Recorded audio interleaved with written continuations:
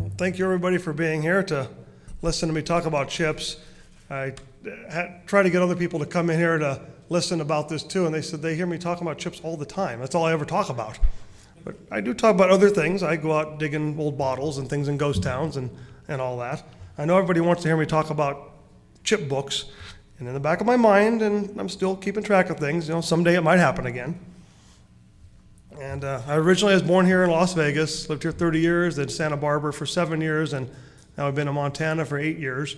And now that I live in Montana, we have other kinds of chips up there. We have cow chips, but I'm not going to talk about those.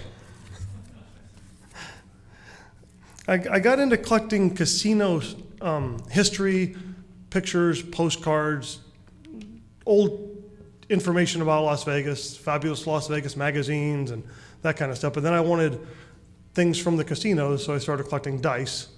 And then I met a friend in the bottle club, my friend Bo Machek, and Bo was, when we had run around antique shops, swap meets, buying stuff all over the place, and then he liked the dice, so we were both collecting dice, and he was collecting some chips, and then I liked the chips more, and then we ended up, it was kind of an interesting deal. We traded our collections, but we had to do it through Jim Gillette. Some of you that have been around a long time knew old Jim Gillette, quite the old pioneer in Vegas, finding old chips and everything. And he bought Bo's chip collection, and then we took the money, and then I bought his chips, and we kind of traded, but then somehow Jim made some money like he always did, but I got the best chips.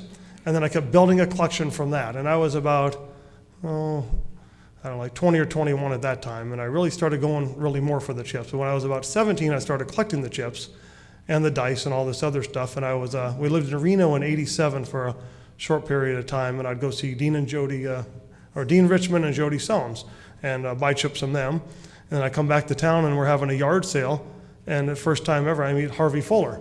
He pulls up in his old station wagon, and he shows me some old chips that he had, and they were $7 a piece for the Last Frontier $100 small key mold chips.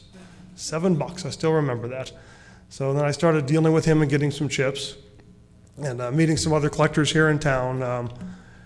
Bill Payne, one of the early collectors in town, and then Phil Jensen, and I've known him for many years as well, and Kerry Burke. Kerry Burke knew me. Kerry Burke collected chips so many years ago.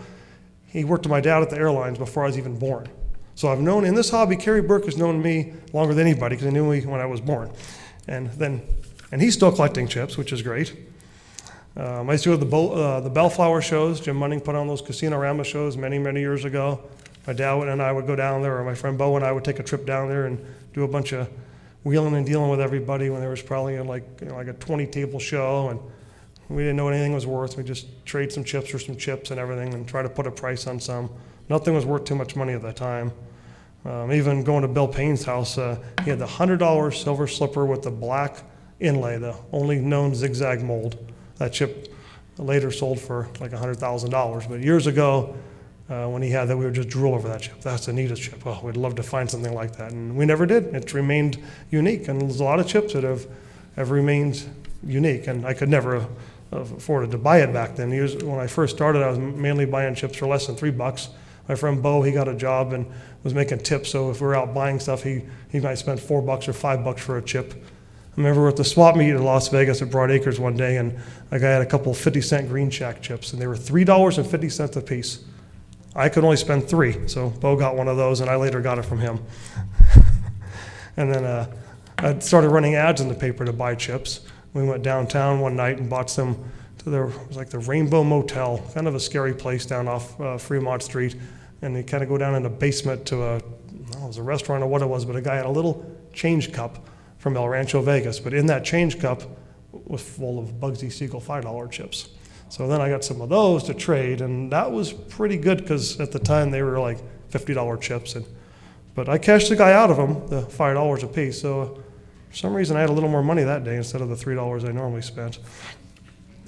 And then speaking of Bugsy chips, I let my good buddy Paul Flores here, he can attest to this. He was probably, I imagine he was at my house. We were getting ready to go off for my 21st birthday party, and the phone rang, and I was living at my parents' house, And my mom or dad answered the phone. The guy wants to talk to you about chips. Like, oh, well, we're all going out right now. We're going to hit a nightclub and party and drink and look for chicks and stuff. Well, I left the party and had to go buy some chips. The guy had two $25 Bugsy chips, undrilled, and then boxes of other chips.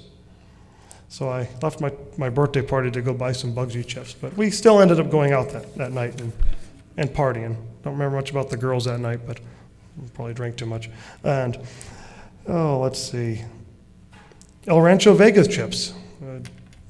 Phil Jensen mentioned about a guy that used to work there who was security, and he went around picking up all these chips. And he gave me a name. Well, I found the guy.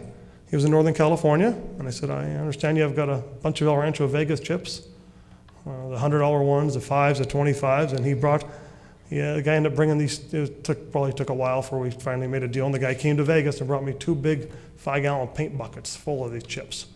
And I got burned ones. Some are burned in clumps, some are burned flat on one side, but some were in real nice shape, nicer than we had seen. So I borrowed money from my dad's friend to buy these chips, and then within about I think 6 months or a year, I paid him back because Jerry Wall came on the scene.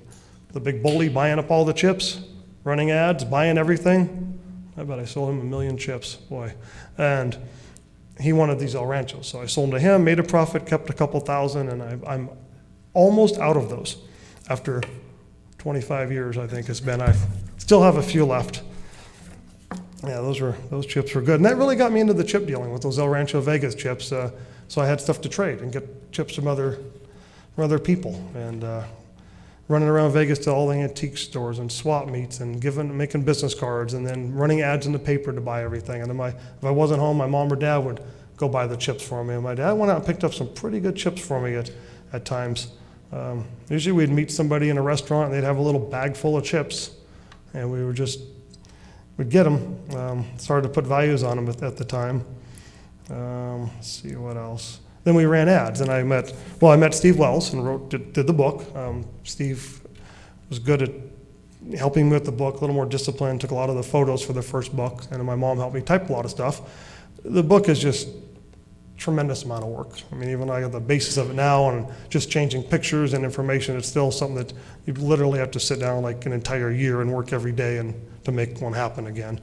But just getting all that information in there is the main thing. So Steve Wells and I became friends. Actually, how I met him, he was at the auction. And what I would do, because I was always looking for customers, wheeling and dealing, trying to sell my chips, people bidding with their number, I'd get their number. If there was somebody buying expensive chips, I'd write down their club number. So I get the list from the club, the directory, and I go through this list, and I finally find this number way in the back of the directory, Steve Wells. I forget what number he was, and sent him a list of chips. And I thought, well, Wells, maybe he's with Wells Fargo. Maybe he's rich. Maybe he's going to buy a bunch of chips. And he didn't contact me, and I sent him another list. I was doing my own little auctions or something at the time. Before eBay, I did my own little color-copied auctions. And I sent, and Steve finally called me. I went to dinner at Olive Garden, and he bought a few chips from me, and we got talking. He goes, well, I'd like to write a book. And we just hit it off and decided to get together and get these official U.S. casino chip price guides put out. And that's, books, I think that I can brag, and, well, not really, I don't know how to say it, but I think the book changed our hobby. You guys got colored pictures, you got rarities, you got orders of when they were issued. Dates are important when chips are issued, but a lot of times chips were made and then they were remade another date, or they would add something to a set. Even the orders of issue, sometimes they might have been using a 5th issue chip, and they might have brought it back, and it might have been used a little bit later with a 6th or 7th issue. So you never know what these casinos were doing, or they would change them out one denomination for some reason because it matched the colors of some club in California, and somebody came in and stuck them with some obsolete chips or something. So some of the stories in running around and getting chips. I had some deals where there's a chip exchange, and they still have them, I imagine, but the casinos are smarter now with all their computers, and they usually try not to take bad chips, but they still take them on the tables every now and then. They get stuck with them, and this one lady would she had a neighbor that worked for the chip exchange that would take them to different casinos, but they'd get stuck with some that were just totally no good. Well, she would save those for me. About every 2 weeks, I'd go see her at a casino downtown and get a nice little Crown Royal bag full of chips. I remember one night it was really, really late at night, be out partying with friends, and then I'm like, hey, I gotta leave now. The it's 3 in the morning, I gotta go see this lady and go buy some chips now. That's pretty disciplined about collecting and buying my chips. And I got a $5 Sahara with the camel on it one night, and that was a cool chip to get. And another time I got a really good chip downtown. I was with my friend Todd Brunson, plays poker. You guys might know the name. We went to school together for years, and as he invited me to a party at the Horseshoe, the Binions were there, everybody was there. And then after the party, I was hanging out with his sister and some of her friends, and we were wandering around Fremont Street just hanging out. And I said, I got to run in this casino real quick because they sometimes save chips. So I went into the Fitzgerald's, and they had a little cup of chips. They had a few things set aside for me, but they were tokens. I'm like, tokens, yeah. But then I dig through the tokens, and there was a $5 Riviera chip with the balloons on it. And that was a really good find to find for $5.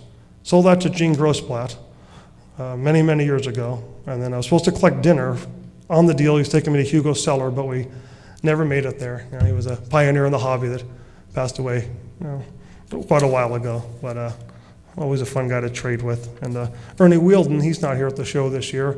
I hear he had some heart trouble and didn't make it, and hope he's okay, because we had so much fun. I'd go to Southern California, meet Ernie at the mall, Sherman Oaks Galleria, and we'd just sit out there at the food court and just trade chips for chips.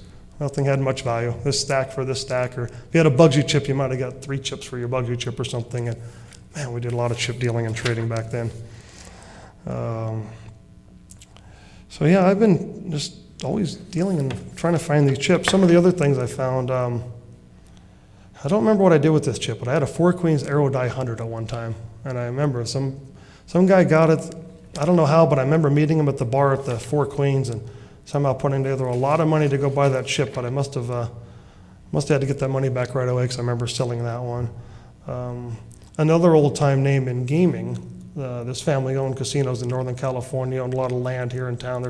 They go back to the 20s or 30s in gaming as the Picolis, like Picoli Ranch. Bob Picoli called one day, and my dad hit it off with him, and they were talking about old Vegas and this and that, and he ended up having some really good chips he got from somebody that owned some old clubs here in town, and I got a $25 Golden Gate with a trolley. It's still the only one known, and $100 Moulin Rouge, which isn't as rare, but remember he had some friend with a collection of just unbelievable chips, and I was just so fortunate to get those. My dad went and got those for me because I remember I was homesick that day, but I recuperated fast when he came home with that big box of chips that I was going through. And that's the Hero $5 building chip too, the first small key mold chip. Pharmacist in town had it, and we were able to meet with him. Paid a lot of money for it, but and I sold it. We moved to Montana, bought a house, and I had to sell a few chips and everything. And then, but I got to say, today I was able to get a really nice chip for my collection, and I now have a Sahara 5 with the pyramid, again in my collection. And this time it's not for sale. Unless Keith Elliott here offers me enough money, it might be. I paid a little more than that for it, believe it or not. And the Sahara chips later, Steve Wells somehow, through a friend, they met a lady, got a hold of him, and she was working at the Sahara, and for a tip in the room, somebody left 2 green and red $5 Sahara chips with the building. They left them with a tip. Now, they got smart enough. I think the eBay internet was just coming about, and they figured they were worth money. But I remember he was able to get those chips, and forget what the whole deal was, but one of those sold for a lot of money at one point in time here at the show. I don't know what happened to the other one, but there's 2 green Sahara 5s with the building. There's some of the coolest chips, the Saharas and the Sands and all that stuff. And then one day a guy had a couple. My dad went and got this deal, Louisiana Club chips. He goes to meet the guy to get a Louisiana Club chip, and I was like, yeah, I was out of town. I was always traveling around Nevada or going to California or going somewhere, and he went to get the chips, and I get back home. My dad said, well, I got that chip from the guy for you. Here they are. There was 2 Louisiana Club dollars he got, the guy ended up having. And I made a note here. They were no undrilled. We paid $6 a piece for them. No, the Louisiana dollars are usually not. Well, some are drilled, but usually aren't drilled. The 5s, I think, are.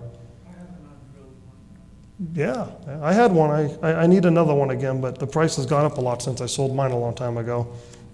Then I used to run these ads all over Nevada, and then I go to the small towns and meet with people and buy chips too. And that was a lot of fun. And so many of these, if you guys ever get a chance to just hit the back roads in Nevada and go to these little towns, a lot of those little towns like Doug writes about in his newsletters and tells about these little places. It's just fun to go there, but times have changed and a lot of these places are just gone, and all the old timers and owners of these little tiny clubs from Eureka to Austin to Mountain City and all these places the places are gone, the people are gone.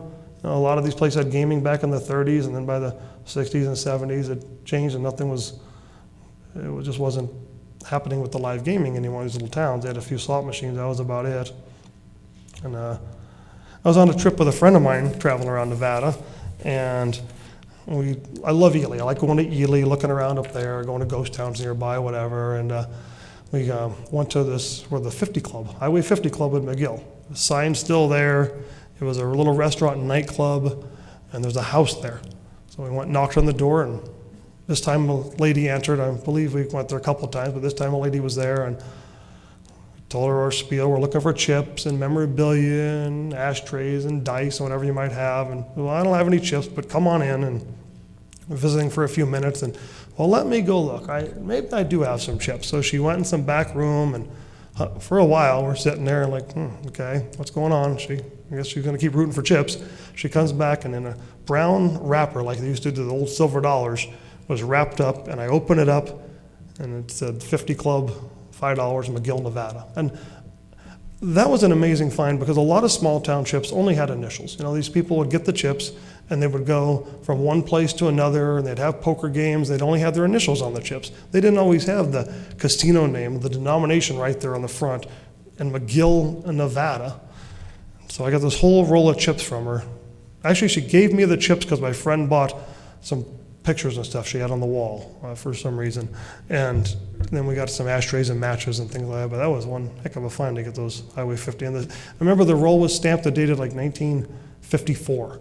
And it was probably when they put them in use, and these were basically brand new ones, and who knows what ever happened to the other ones, but that's a neat old club and with that old neon sign that used to light up in the Highway 50 Club. And Jackpot was always a fun town to go to too, try to find old chips up there. And you used to be able to hit the cages, and sometimes they would have some old chips in the back, but that changed so many years ago. I mean, you go to cages in small towns now, they hardly want to sell you new chips at some of the places. Hotel Nevada Ely just put out a new rack of chips last week, and hardly any place around Nevada have put out many new racks of chips. But Hotel Nevada Ely, after wearing down their other chips and using some of those hat and cane chips from the 80s, now have a nice new set of horsehead chips, really nice set of 1, 255, and 25s. I'm told that 250 is basically impossible. You have to go win that at blackjack to keep one. Then there were some old chips from just said AML. I did some research and found a gaming record. I think Rick Olson had a copy of that gaming record, if I believe right. And they were old chips in the Ash Meadows Lodge out by Pahrump. And those are something that hadn't been around before. And the order thing told how many chips they ordered and how many dice they had ordered and found about, maybe 20 of those or something like that. And then the Chevron bar, it was next to the Chevron station in Searchlight, Nevada. And I got a lead from Phil Jensen on those and went to a guy's trailer park and talked to him, and he had the 1s and 5s and 10s from the Chevron bar. They were from 1957. Also pretty much previously unheard of chips. Or maybe Phil got one from him years ago, so he knew who had them. That must have been the deal. And I went, and his kids were using them and playing in the backyard with them. And the guy rounded up all the chips, and I bought all those many, many, many years ago. Then we got together and started running ads in national magazines. Now this is something that it wouldn't work today. It costs a lot to run the ads in big magazines to try to buy the chips, and almost everybody gets on eBay and gets on the internet when they have their old chips. But Steve Wells and I and Barry Weintraub, and then we did another deal, another magazine. We partnered with David Sarles, and he would answer the phone for back east, and I'd answer the phone being the West Coast number. Steve would handle the mail, and we ran display ads in the VFW magazine, then the American Legion, and then another one. And we got a lot of good chips from people all over the country, and it was just fun meeting the people, talking to them. They tell you the stories of coming to Vegas years ago or somewhere in Nevada and getting these old chips, and they threw them in their sock drawer. And now they see our ad that we want to, paying top dollar for these chips, and we would usually mail them the money and some chip holders in a padded envelope so they could mail the chips back to us. And then we would get together and we'd pick chips, and we'd roll dice for the highest number and do different things, and I always got first pick. The 3 different ads, I got first pick. I always got the first pick, so I got the best chip every time. Mint $5 large crown with the building, a black flamingo roulette with the tower.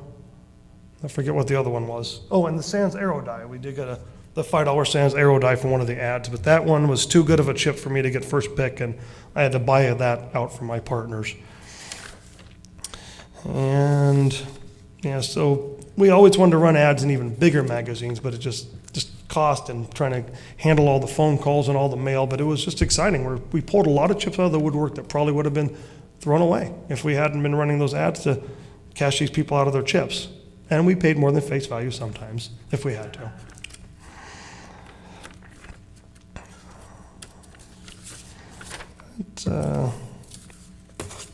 Another kind of exciting deal was my dad got a phone call one day. I started collecting these chips on my own, but my parents always, appreciated that I had a hobby and I wasn't out doing drugs and doing bad things. I was just wheeling and dealing at things. I tried to get a job once and that didn't work, so I decided I'll have to just figure out my own thing and do that. I tried at a couple places. They didn't want to give me a job, and then one place called me back and they hired me to sell used cars out in Henderson, Yugo dealer. I was good at it for a day and a half. Yep, old Ben Stepman out there. He didn't like my disco pants. Tell me, when you come back to work, you can't wear disco pants. Well, I didn't like these baby blue pants that he had pulled up to his chest. They didn't look good. They wouldn't look good on me. But I was into marketing and selling things, so I told the owner, I said, we need to meet. I think I got some ideas on how maybe you could sell these Yugos, because people aren't coming in and buying these here. They keep coming in and they want to know where the service department is. That job really sucked. I lost $2, and I still remember that because I took their car for a test drive and it had no gas in it, and I didn't want to get stuck and push the Yugo back, even though it was just a Yugo, and I had to put gas in their stupid car to get it back to the dealer. What's that? You doubled the value of it. And then I was off for the weekend, and I went to California to party with my friends down there that were in college down there, and I kind of forgot about that job, and I showed up Tuesday afternoon, and they said, you're here the wrong shift. You're supposed to have been here yesterday. I said, oh, well, I don't know. I just figured I'd go to work whenever I wanted to go to work. So I worked a few hours, and then I told the owner, I said, this isn't for me. I want to let you know I'm retiring. I'm not going to be coming back tomorrow. And I never had a job again. But I ended up owning a Yugo. I used to trade chips and do all this wheeling and dealing with Jim Gillette, and Jim Gillette had a Yugo. And he used to go out there to the service department a lot too. But he traded me chips for that Yugo, and I couldn't get rid of it. I would sell it to somebody, usually a friend, on payments, and then I had to repossess it because they never paid me for the whole thing. Happened like 3 or 4 times. Finally, this girl bought it for $800, and I never heard anything about it again. Got rid of that Yugo. Yeah. Then I got a Camaro from Jim once. I should have kept that one. That was a nice car. Yeah. I'd trade whatever for chips. And so I've never worked for anybody except for myself, wheeling and dealing and doing this stuff. And it's been an amazing hobby with amazing people and just so much fun. I mean, the history of all of it, and just we enjoy our little pieces of artwork, our little chips, and it's just a heck of a lot of fun. I was at the first convention and bought the Riviera, that Riviera 5 with the building on it, and that was just so many years ago, back at the Aladdin. One of the calls that one day, the guy called on the phone, and my dad, this is one of his stories because he talked to the guy, and it's a name that's known a bit in the hobby. A fellow has passed away now, but Richard Taylor. He did books about the Hacienda and the Mount Charleston Lodge, and he was the big manager that promoted the Hacienda years ago. My dad's first job when he moved here from Santa Barbara in early 60s was at the Hacienda. And I don't know how, he only worked there a couple of years, but this guy calls and he recognized the guy's voice and says, I know who you are, you're Dick Taylor, you hired me to work at the Hacienda 40 years ago or whatever. Well, they hit it off, and Dick Taylor used to find chips for me. And he would call, and the Baileys, Doc Bailey and his family that owned the Hacienda had a collection of chips, and I ended up getting that collection one day. They wanted money to send their son to an expensive college, and that was a really big chip deal back then. I don't remember all the chips I got, but there were some great chips from all kinds of casinos that they had put away chips and memorabilia. And then they had a big get-together at the hacienda for the old-timers that worked there over the years. And my parents went, and my dad, told them, my son has old memorabilia and all this stuff. And they had me set up a whole table like this, full of display cases of old casino memorabilia. And that was fun, talking to all the people there.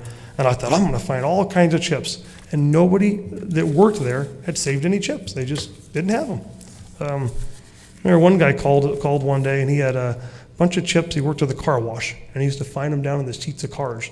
And for years, he was saving all these chips. I remember we got a goodie bag full of chips from him. He had a lot of good chips. But yeah, the old days of going to the casino cages and making deals, and they'd save you the old chips and go into Caesar's Palace at 1 or 2 o'clock in the morning, and the lady would have a box of old chips for me, all kinds of good stuff. Another thing I remember about Caesar's Palace, one night I went to get the chips, and sometimes I'd see her, and she'd say, okay, come back at the window in 30 minutes, and I'll have whatever we've picked up, because Caesar's always took all their old chips, and I'd get H molds, Horsehead Wright molds, $100 house mold chips, just amazing stuff, which I still collect, and I have a collection and have all these. But I was wandering around, and there was a slot machine, and it had a couple credits on it. So I said, I'll push the button here, see what happens, and I won $160. So without spending $1, I won $160. That's my best profit on gambling.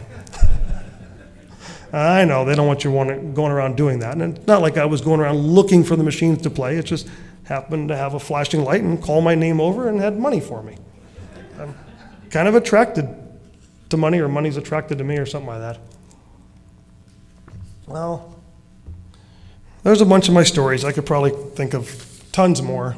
And I know I probably should write a book with some of these stories. And maybe I will someday, put some notes and stuff in a book and get another price guide out there or something. And but for now, oh boy, I could actually talk another half an hour, but some of you guys like Jim up here is getting kind of sleepy, I see. So you guys can ask me questions about chips, or ask me about whatever. The light's kind of bright, but let's see. Yes, Joe, this ought to be interesting. What do you have for me? Have you run into any Apache casino chips? No. Never? Okay. For some reason, there's just, there's a couple that say Apache Casino, but I never had any. How about they're medals? Really worn. They were worn and looked bad. The large crown molds, but they're not in good shape. How about the medals? No, the Meadows, yeah. I mean, a famous nightclub, ritzy joint out there down Lower Fremont Street where Boulder Highway connects right there. Nobody's found any chips that I'm aware of for the Meadows. They would be unbelievably wonderful chips. There's dice from there. There's some plates that say the Meadows. There's a postcard showing the building in 1929. That was Tony Cornero's joint out there, and burned down in 32 or 33 somehow. Probably a mysterious fire, like a lot of them. The lightning and stuff. And but no Meadows chips. Why, do you have one? Oh, okay. Any other interesting questions? Yes. Hold on, let me get the mic to you so everyone can hear.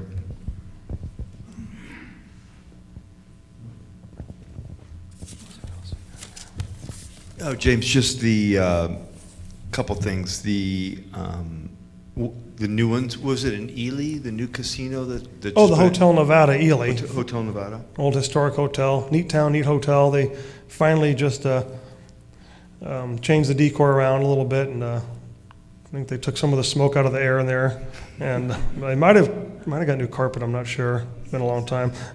And then they have a new rack of chips as of last week. Okay. And then for folks that don't know James, not too many people more important in the hobby, and we need to petition to get him in the Hall of Fame. Oh, I don't need all that.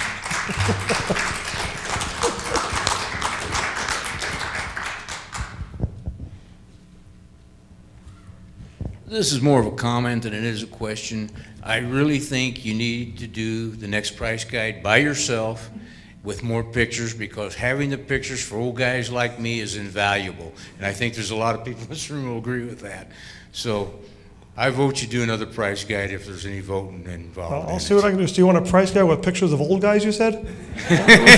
Old girls. You want you on the cover?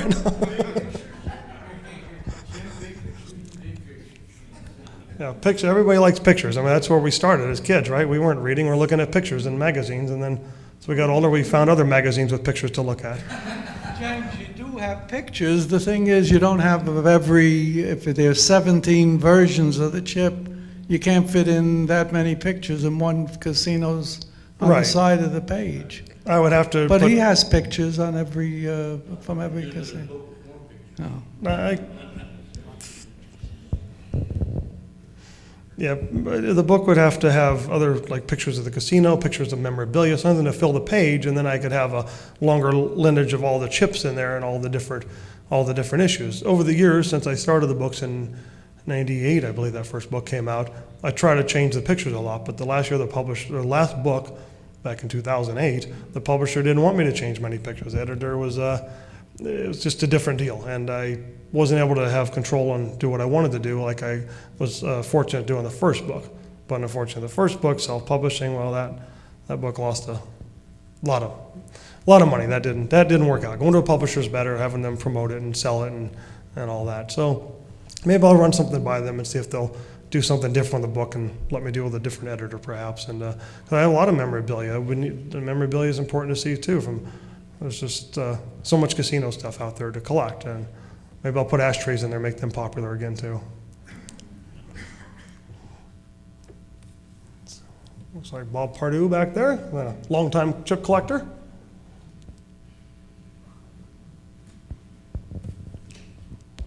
Yeah, I've probably been buying and selling with James since your, black and white photos would do through the snail mail and all that, so a long time, yeah. Two sort of totally different questions. One, I know that you're active in bottles and the insulators, telephone insulators, and maybe some other things too, but do your techniques in terms of buying and selling and trading and going to conventions like this, is that sort of the same with those other areas, or is chips kind of unique? As for the types of conventions or the size of the conventions, so we have huge bottle conventions. We have a national show in a different location every year around different places in the country, and it's huge, like 350 to 400 sales tables. And then there's about 80 bottle clubs under the national club, and there's a show somewhere around the country, probably a couple of shows almost every weekend for antique bottles. It's a pretty big hobby. And I sell at some of the shows, but I mostly like to go out and dig. But I do buy. There's 5 auctions that do amazing full color catalogs. There's bottles that are. I got to say that some of the chips have brought bigger money before the bottles did, but at this time some of the bottles have now surpassed the chips, where there's bottles that are being considered Americana, the historical flask and the figural bitters bottles, and some of them have brought upwards of $100,000 as well, but they're usually not the kind I can go dig up. But every now and then somebody will find one somewhere, somebody's had put away for years, and so there's a big following in the hobby. I've got a copy of the first book that a guy wrote on collecting antique bottles. It's got black and white plates in the book, and it's from 1929. And one other question, since been in the hobby, been active in it for several decades, what do you think the next 10 years will be in the hobby? Anybody else got another question? That's a tough one. That's kind of a scary question there. It's they're like all hobbies. A lot of younger people aren't all that interested. Hopefully they'll get their parents' or grandparents' collections and get excited about it. And there's always going to be the movies about Las Vegas and Ocean's 11 and interesting stuff about Vegas people can watch and see what the old days were about and hopefully be interested in it. And they blow up casinos, and that's exciting to a lot of people. But of course, as we know, a lot of people, younger people, and it's a whole different generation. Everything's changing real fast, and that's another reason why I like a book. Print a paper book, try to do an app. I've talked to somebody that's can possibly help me do it in an app, and then everybody can have my book on your cell phone or your iPad or something and have the information right there. It'd be easier for me to update it and get updated quite often. So I have talked to somebody about that, where maybe something different can be done with a book that way, because the younger generation is tied to their laptops and their phones and everything these days. I mean, you look around and just everybody's like this anymore. They don't look out. I live in Montana. I love looking out everywhere. It's just beautiful. Get on my Harley and take a cruise and see whatever and go look out and see things. And you go to the big cities and go places. Seems like everybody's just like this. Restaurants everywhere you go, they're looking down at their phone, and I do it sometimes too, and that. But I don't know. I mean, there's no good solid answer for any hobbies as to what's going to change to get more people into collecting and keeping collectors interested in collecting like we need to do. But a lot of it's people. People enjoy the company of the others and collecting and socializing and having gatherings like this. You know, maybe we need to have a show twice a year. I always thought we need to have one back in Atlantic City where the club first started, because that's where there's a lot more people. And we should have a show twice a year and expand it. I'm working with some other collectors, with Mark Freetag and some others, and we're going to start going to coin shows and promoting the hobby. We're going to do the fun show coming up in Florida in January. I believe that's in Orlando or Tampa. They changed it. And we're going to go promote the hobby and tell them about the club, and we're going to start doing other types of shows to try to get the word out there. I mean, people know we collect, and the coin hobby knows about chips and everything, but we need to still just get it out there in front of people, let them know what we got going on, let them see our nice chips and everything. Any other questions for me? Oh, good. Went back. Oh, yeah. You've drugged me around from state to state, from deal to deal, to unusual people, from me waiting for you, sleeping in the car, and you've even drained my bank account from afar. How about that? So I just want to let you know that if I had to do it all over again, no problem. Oh, nice. I got your back. That was a lot of fun. Yeah, the towns have changed, and everywhere we went, that's true. You'd go with me, help me find stuff from chips to bottles to everything. Known each other since we were 5 years old, grew up on the same street. Been best of friends for years. He doesn't collect many chips unless I give him some, and I do that every now and then. Oh. James, can you comment on any dealings that you ever had with Bill Aikman? Deals with Bill Aikman? Yeah. Sure. I did a lot of deals with Bill Aikman. I used to write for his magazine, for Gaming Times. I'd go to his shop all the time. I forget where he was before he was over on Spring Mountain there, but I'd go there all the time because he'd get chips all the time. Chips coming in, people coming in. I did many trades and deals, and I did deals with Bill Aikman, years ago. All kinds of things. One time he was skipping town. I mean, he was moving for some reason, and he